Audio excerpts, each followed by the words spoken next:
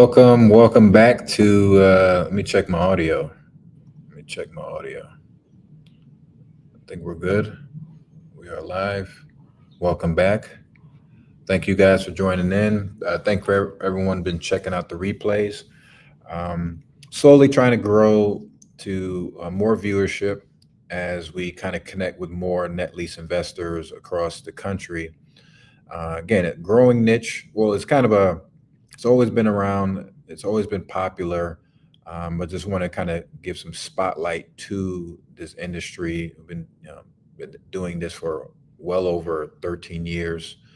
A lot of transactions, a lot of investments, dealing with a lot of investors, a lot of great stories on how people navigated and found this niche and kind of enjoy it. And like I said, it's something that I deeply enjoy as well.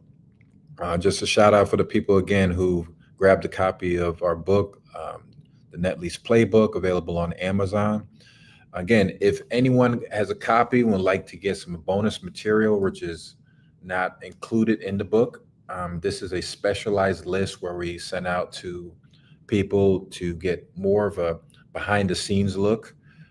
Usually when we're working with an investor or a client that's looking to acquire or sell, we start doing all of this work. So you kind of get a preview of what's going on behind the scenes, whether it's deep diving in different types of leases, property tours, we're on the road, as well as conference calls with some of our attorneys, lenders, and experienced investors that kind of get you into an insight, put you in the right mindset, and to kind of avoid as much mistakes and put you on kind of on the right track for success.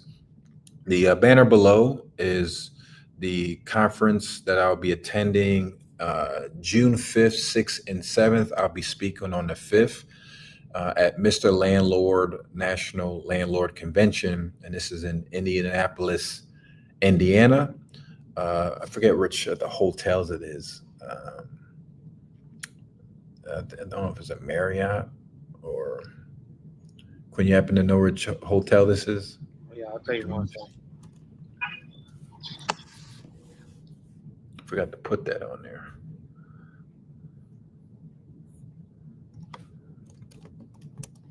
This is I'll tell you right now.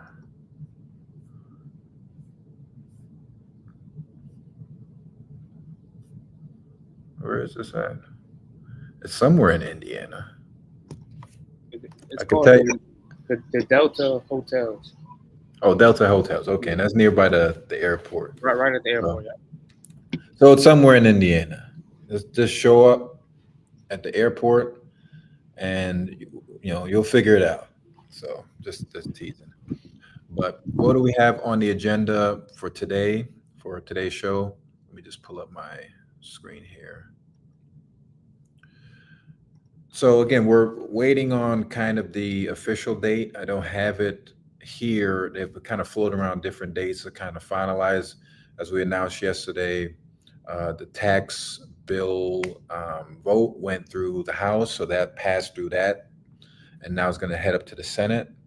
And it had a lot of different provisions that was extended, as far as like the 2017 tax cuts were extended, and some other stuff that was pertaining to net lease investors or in general real estate.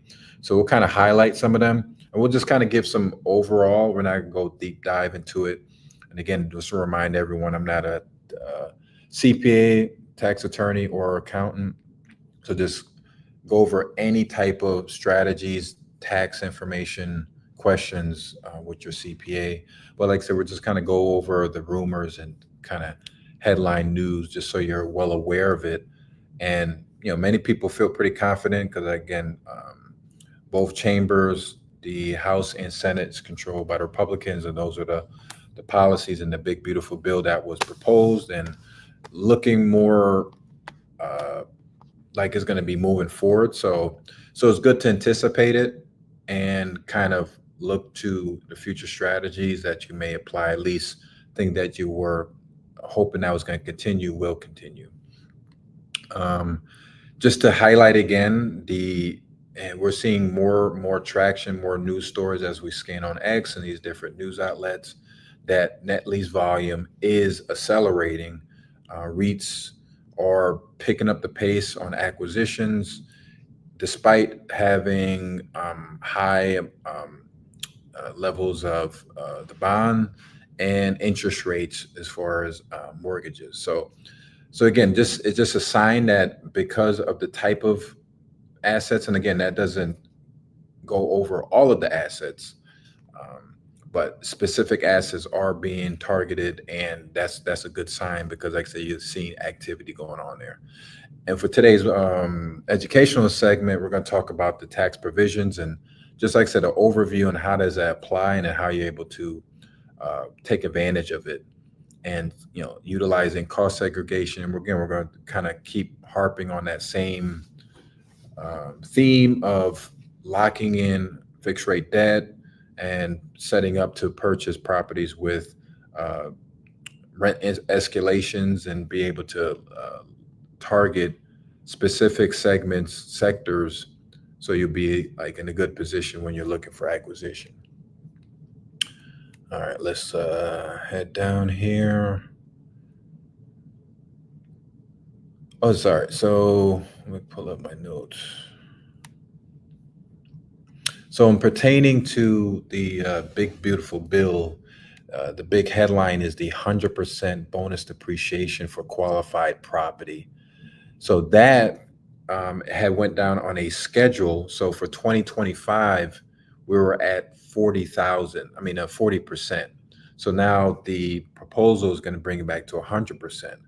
So again, for qualified property, so that goes for net lease assets and a fee simple ownership. We kind of answered the question yesterday about ground lease and fee simple, and that's part of the advantage of that is you're able to utilize that for your acquisition.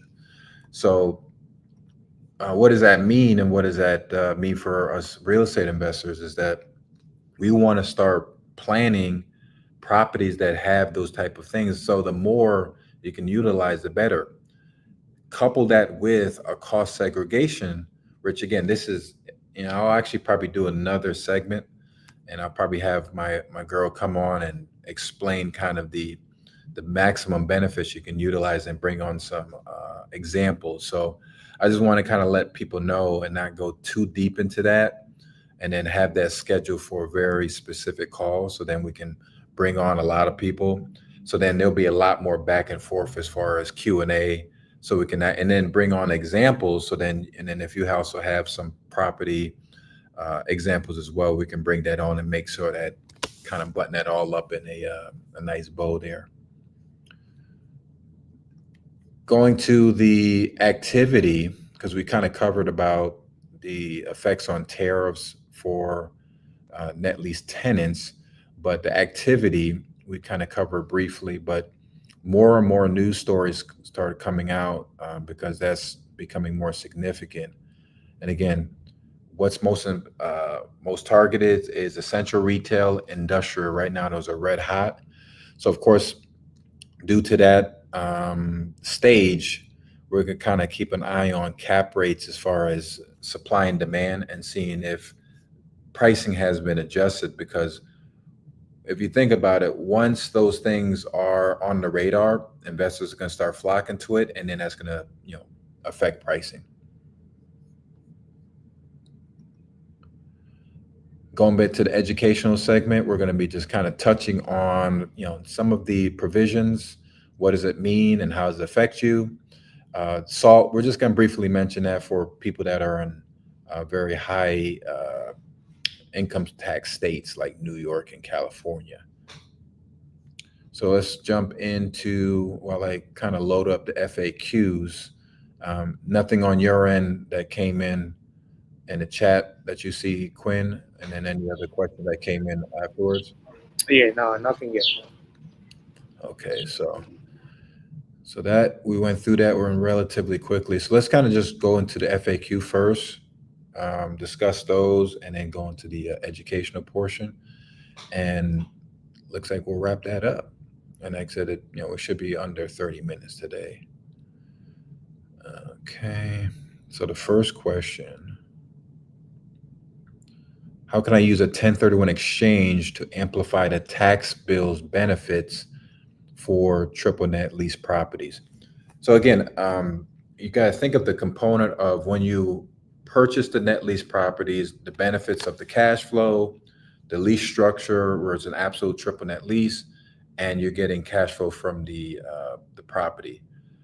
Couple that with the 1031 exchange, where if you sell your property, if it's a rental property or another type of commercial property, you get to defer 100% that over to a qualified replacement property.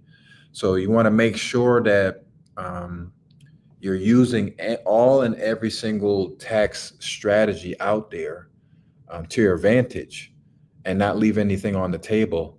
I was just kind of touching up on some of the stuff in regards to recapture.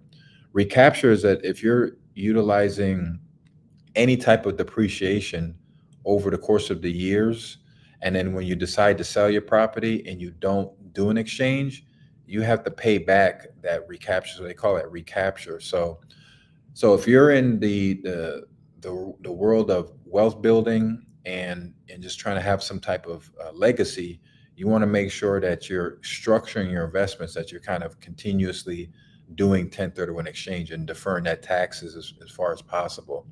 Will there be scenarios where you just want to sell, pay the tax, and then keep your profit? Yes. But again, most people are looking at building legacy wealth and also stuff that they'll pass on and continue forward and living through the cash flow. Then you want to make sure that you're structuring your investments to continue to do 1031 exchanges. But again, based off your strategy, you want to make sure you utilize every and all investment strategies you possibly can. Hey, Dwayne, can you also go over boot cash as well? So, say if they had million 500,000 to invest, and they said they bought a property for a million, they got 500,000 left over. Can you talk about the boot and what opportunities they may have with that as far as leftover capital? Yeah, well, we'll touch down that when we do like a 1031 educational segment, but just kind of give an overview is that the boot is the leftover capital that's not deferred. So an example, if you have $1 million that you can defer over to the next property and you only spend 750, you have $250,000 left over. That is considered boot and that's considered taxable. So the opportunities that you're talking about is just not having any type of boot and is utilizing all of that. Again, anything that you don't defer over is taxable, so they call it boot. So you want to make sure, as in this particular case, when I had many clients where we're acquiring a property and then there's a little bit left over, and it may be $200,000, maybe not a large significant capital amount that you can actually do something with. Some people end up using that as, say, in a DST or a syndication, or they end up paying the taxes and they end up just, whatever net profit that they have left over. So again, we're going to go over in a 1031 class, which I think we have scheduled in the next couple of weeks. So we'll go over that and kind of go over different scenarios. Because I know a lot of 1031 investors ask about that, but I just want to kind of touch on that, just to make sure everyone's aware of what that is. Okay, next one. What's the best way to finance NNN deals in a high yield environment? So yeah, it just goes back to just because right now with the treasury rates climbing close to 5% on a 10-year and on a 30-year, it's over 5%. That's going to affect financing costs. So again, locking in fixed rate is going to shield against those spikes. So if you can get a 10-year fixed rate, locking that in, that's the best bet. And then also looking on the purchase side, getting properties that have rental increases throughout the lease term. So again, just prioritizing that is going to help mitigate that. Of course, we're going to still be dealing with a high yield environment, but then again, what are the stuff that is controllable on your end that you can be able to mitigate that and set you up? And again, penciling what we covered yesterday and underwriting with your exit in mind and also kind of high interest rate to make sure everything still cash flows is your best bet. Next question. Should I focus on net lease properties near infrastructure projects? Yes, if you have the ability. Um, a good example is over here in Southwest Florida and Fort Myers.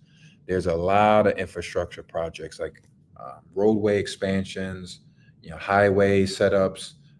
There's a project that just completed. There's some small details still left over in the Forum district where they expand just like these 3-lane roads into 5-lane roads and then kind of rerouted the whole traffic as well as traffic coming from 75. And it's just kind of hugely expanded that area. So now you're seeing a new hotel came in, a lot of these shopping centers started to lease up because now you're starting to have a lot of different traffic come in, and it's easing up, of course, the highway traffic and just making stuff a lot easier. So that would help bring up your potential appreciation in the future because again, you're going to be increasing the rents in the area as it becomes more attractive, bring more traffic to the area and population growth. And again, that's especially in that particular market as an example, um, you're getting a lot of people moving into the area. So it was just something that just had to be done, but the tenants is going to benefit tremendously. So, and then couple that with the investors buying up these properties is just a win-win. Next question. How do I market my NNN syndication deals to attract passive investors? So this is for the syndicators that are listening on to the calls. So if you're like with any type of syndication deals, is just getting out there in massive amount of networks. The reason why we're able to raise capital is because, like I said, this is we're talking about this on a live stream. We put out a lot of information, and we're just kind of in that network. So and also having for your particular deal a compelling story either around the tax benefits, the stability of the tenant, the location, things that you can do is host webinars, do site tours with the property, and just really just talk about all of the benefits that pertain that's attractive to your particular avatar investor, and just harping on that, coming up with a lot of different frequently asked questions that any type of investor would come up in that particular investment, and just highlight those, and then also just being active, being known into the industry, and then just being more comfortable. So then people are going to be comfortable with you as the sponsor as well as the particular investment that you're talking about to your investors. So that's kind of some tips there. What else? Creative ways to add value to NNN tenants. So obviously we talk a lot about triple net lease. Um, there could be some potential opportunity during the lease renewal phase if we're looking at renewing the lease to offer any type of incentives to an investor, either improvement credits. And then here, I had kind of jotted down some notes in regards to solar panels, increasing improving the parking lots to improve value, and then any other type of things and obviously with the tenant doing it themselves is them retrofitting their building as a way that will be able to improve the value of the building.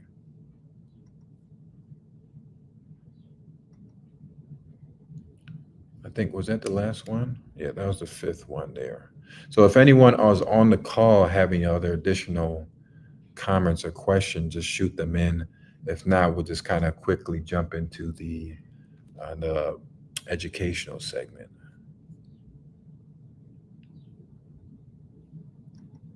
Okay. So we'll kind of quickly run through this. Again, like I said, we have some schedule. We're just trying to work out the scheduling as far as some of our guests. We have a mortgage lender that's going to jump on. We have a tax accountant that's going to jump on, and we have an attorney that's scheduled, as well as a cost segregation consultant. So once we get the scheduling for them, we'll hit you guys with that, let you know, so then you can kind of queue up some of the questions or jump on to the call itself, and we can just have kind of real interactive discussion And I think that would be really good to kind of add some more value to some of these calls. But just as a segue from the news story, and again, all of these proposals passed through the House, so we're just kind of waiting for the finalization, and takes true effect once it's signed and enacted into law. So this definitely reshapes kind of your overall strategy as far as you going in and looking at net lease, not just um, net lease in particular, but all commercial real estate this applies to. But this, as a net lease investor, you want to make sure that you're well aware and that you're applying any and all opportunities to take advantage of any tax structures. So going a little bit deeper on the 100% depreciation, I think as of 2025, we're at 40%. In 2026, I think it went down to, let me just check my notes, either 20%. Let's see here. I just want to make sure that I'm accurately giving you the. Uh, Quinn, while I got you there, see if you can look up the. Okay, now I got it here. So 2025, 40%, 2026, 20%, and 2027 is when it phased out. So it was scheduled to phase out. So now that has been brought back to 100%. Now that goes, it's like I said, that's a separate section that I'm not going to go into in detail today, but that allows for any qualified properties to pull out 100% depreciation. How does that couple with cost segregation? Because you have set qualified personal items connected to the property that you can pull for the depreciation. The cost segregation takes the the unqualified items and then turn them into qualified, and then you're able to front load that. So, for example, let me just see if I can pull up some of my notes here, and this will kind of give us a little bit of flavor to it. Oh, here it is. So, in a traditional sense, you'll have the fixtures, shelving, HVAC, signage. Those are the recoverable classified items. With the cost segregation, there'll be other additional items like the flooring, some type of additional fixtures that would traditionally be non-classified to classified. I mean, they reclassify them. So then they'll also be qualified for the bonus depreciation. And now there's not going to be 40%, it's going to be 100%. Now you're able to increase your your depreciation by a whole lot, and then that, like I said, that adds to your bottom line as far as um, your income that you can utilize to bring down your active income. Let me see here. We'll touch on this on the next slide. I mean, the next segment that we'll do in a couple weeks. But I just want to have this as a um, just to highlight this as something that we're going to be covering in the future. This also we're going to be covering, and this pertains to people that are in high income states such as New York and California. Prior to 2017, it was unlimited. So meaning for these high tax states, you had to able to depreciate the unlimited amount, but now it's only capped now to about 20,000. And again, that's still proposing, and then we'll see where that takes that. This will also cover as well in the next segment. So really the main gist of this is whatever is you're able to deduct and utilize for tax savings is to go through with it to maximize the amount of profit that you can take. And if you combine that with our strategy, was talking about fixed rate financing and better setup, you're going to be set up for success.